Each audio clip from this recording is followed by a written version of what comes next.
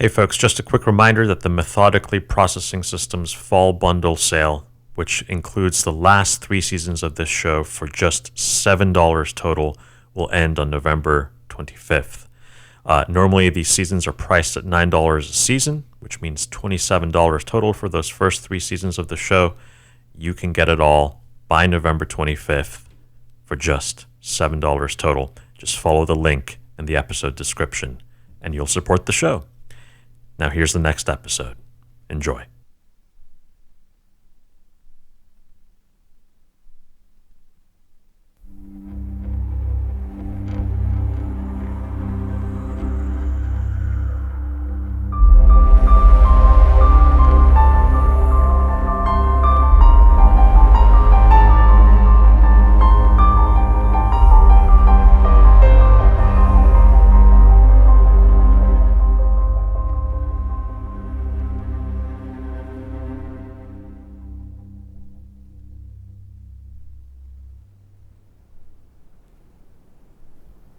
Life is messy, and that means that sometimes to win in the end, you have to lose all along the way.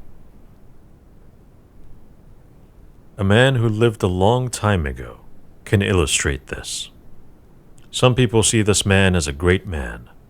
Others see him as a psychopath. He was a micromanager, yet he had long-term vision. He had long-term vision, and yet he couldn't see the forest for the trees. He came from humble roots, gained incredible prestige and power, and even wealth.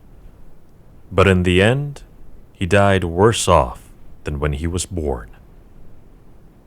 He commanded armies in battles. These battles usually went his way. But even though he won most of his battles, he didn't win his war. He fought around 80 battles over the course of his career. He lost just 9 of them. If you were facing him on the battlefield, chances were 9 out of 10 that you would lose. If he was a general in your army, you'd probably think that you can win a few wars with such a skilled and successful tactician. But you'd be in for disappointment. This guy's name was Napoleon Bonaparte. He tried to conquer Europe. He won 90% of his battles and then died cold and depressed in his enemy's prison, thousands of miles away from the continent he wanted to conquer. But maybe he could have won his war if he'd just done something differently. Lose a little bit more. Look back on your life and you'll see something obvious and startling. Your life isn't just a smooth flow of constant improvement. Looking back, you probably see that every moment of your life hasn't had an equal influence in making you who you are today.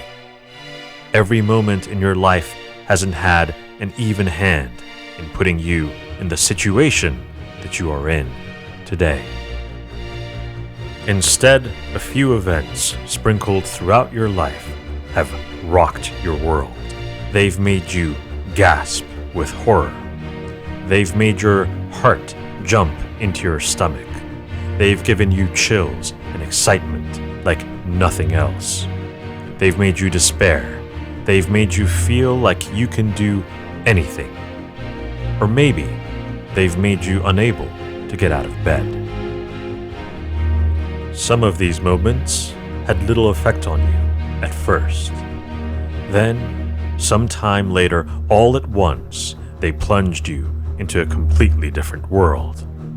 And these critical moments made you, more so than any of the other countless moments in your life. If you understand this, you can start to understand how Napoleon won 9 out of 10 battles and ended up losing his war in the end. Because life comes down to a few crucial moments. It's what happens in those crucial moments that determines everything else in some cases. These moments aren't necessarily huge in scale, they can be very small, like riding the subway and accidentally bumping into the person you'll eventually marry. These moments can be any size, but they are immensely impactful.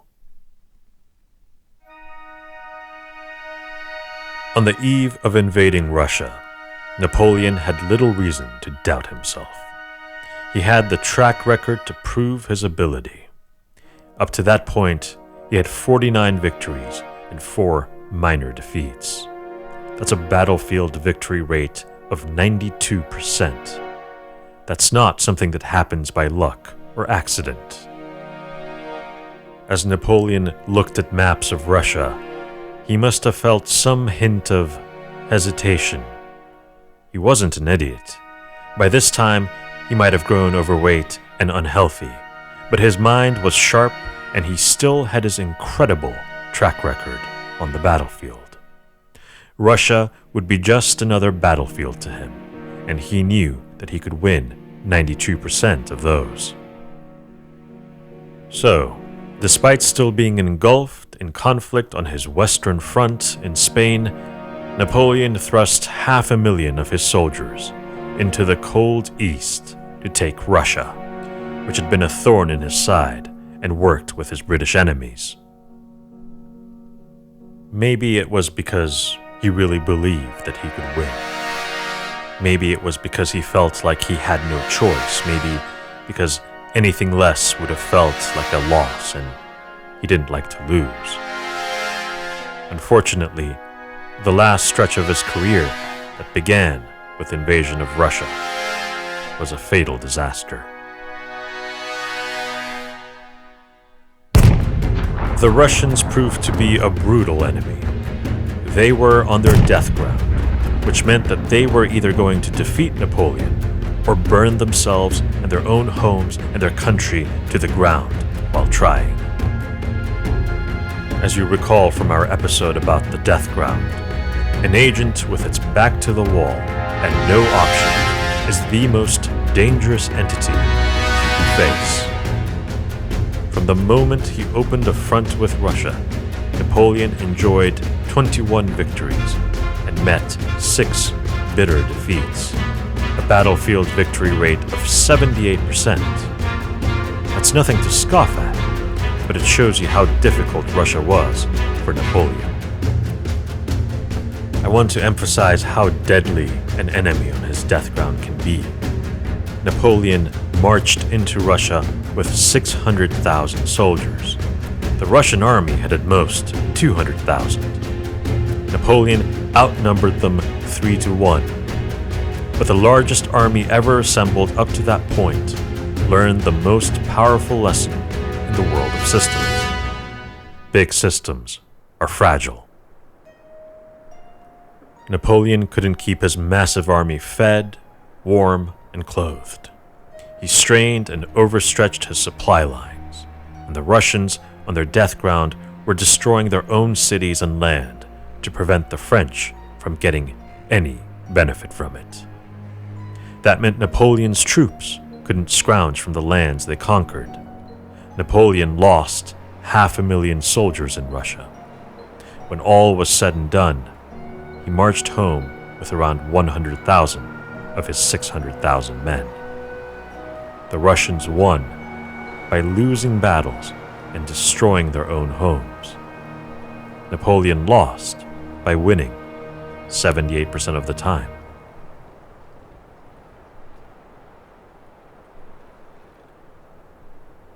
Take a moment and look all around you.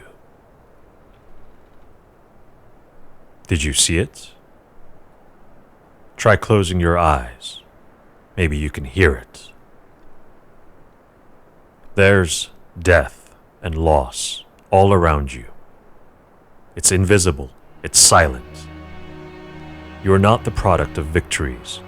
You are the product of an uncountable number of defeats.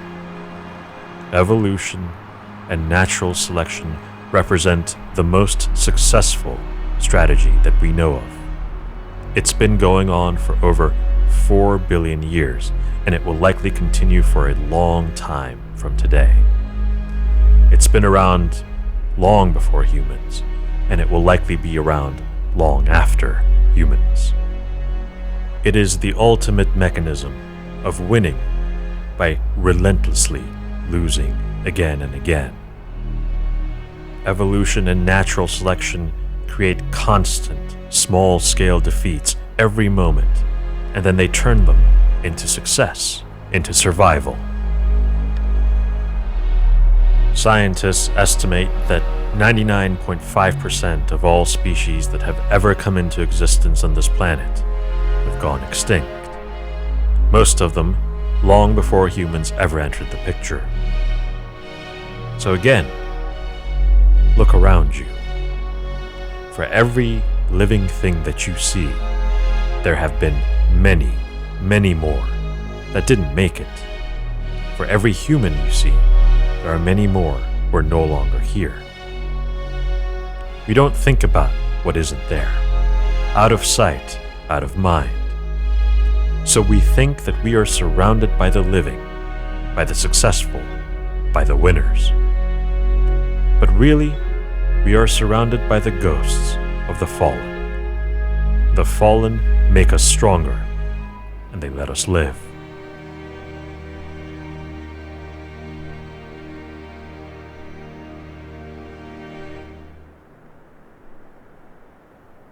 Patience is the ultimate form of losing to win. You defer your victories, your cheap pleasures, and your comfort, so that maybe you can improve the paths available in your future possibility space, in those spaghetti highways that we talked about in the last episode. But patience is incredibly difficult. Napoleon had conquered most of Europe, and yet he couldn't let Russia go. So, he chased after one more victory and lost everything. It's not enough to take small failures, but you have to embrace them. You have to learn to see them as what they are, not something bad, not something to be avoided, but as something that is a part of life, a life that is well lived. Many people take losses regularly, and they are miserable for it. All they can think about is the win in the end. But sometimes that win never comes. Probability is fickle. If you save your money and are miserable for 20 years until you get to spend it, in the end, you're not a winner, are you? But if you save that same money and you don't spend your time thinking about how you'll spend it one day, and you enjoy your life all along the way, now that's how you win in the end. Napoleon would have been better off if he'd taken the time to enjoy his European empire, instead of running off to Russia for one more victory. If he had, I might have told you about another military leader in this episode.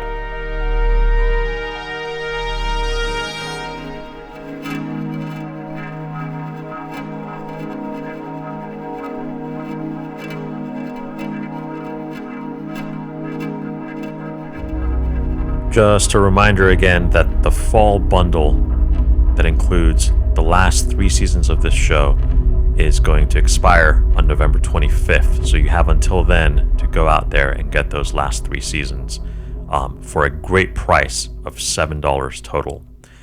Normally these seasons are priced at $9 a season. So for those 3 seasons, you'd normally be paying $27. So go follow the link in our episode description and check out the Methodically Processing Fall Bundle. Thanks for listening.